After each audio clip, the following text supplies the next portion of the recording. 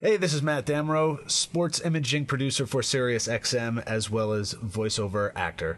A lot of my friends and I, imaging producers, voiceover actors, we've had a lot of questions going unanswered lately, and we've been discussing these things. Questions such as, where's the imaging industry going? As well as, how can voiceover actors for radio stations add more value than they're already contributing to their clients? These questions and more, we went above and beyond to find the right answers from some 4 programming experts the world over. So here we go. We call this Creatives in Bars Having Coffee. Yeah, coffee.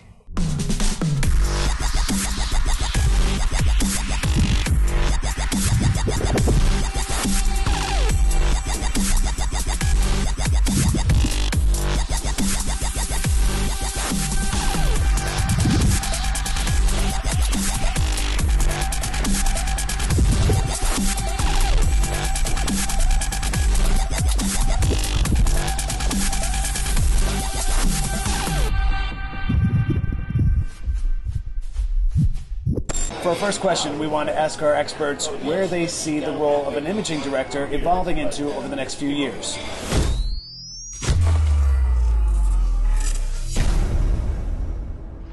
I've always said that I think radio can learn a really big lesson from the guys at TV. Because TV production guys, it's never been about the star. It's always been about the people making the content which gets consumed.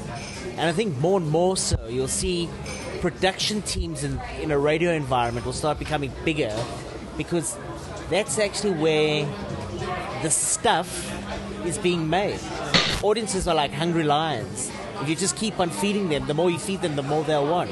And I think we're in that position now. So I think what you'll find is content production and production staff are going to become more integral to radio stations and what radio stations do. I see tremendous upside because there is a renewed focus on content creation. As content becomes more and more important, their jobs will become more and more important as well. It's linear to me. As new people come in, they might have more digital chops and more visual editing chops, and that would then become part of it. I think at that point in time, then the role has to change, because you can't do commercial production, oral imaging, and also spend time cutting up video.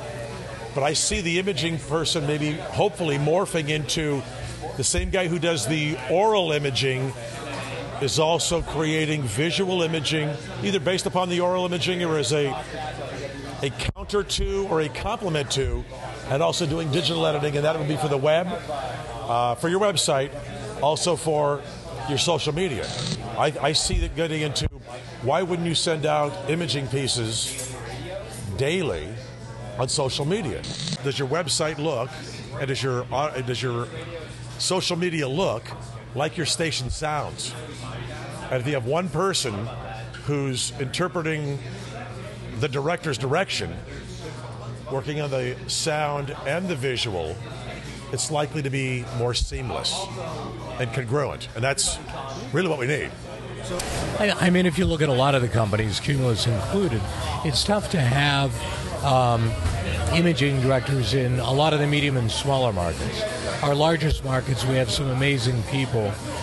In the very big markets, if you look at medium and smaller, we end up using companies like Benztown to work with a production director or a program director on getting the copyright, on getting right the concept that they have for the radio station, the sound of a station.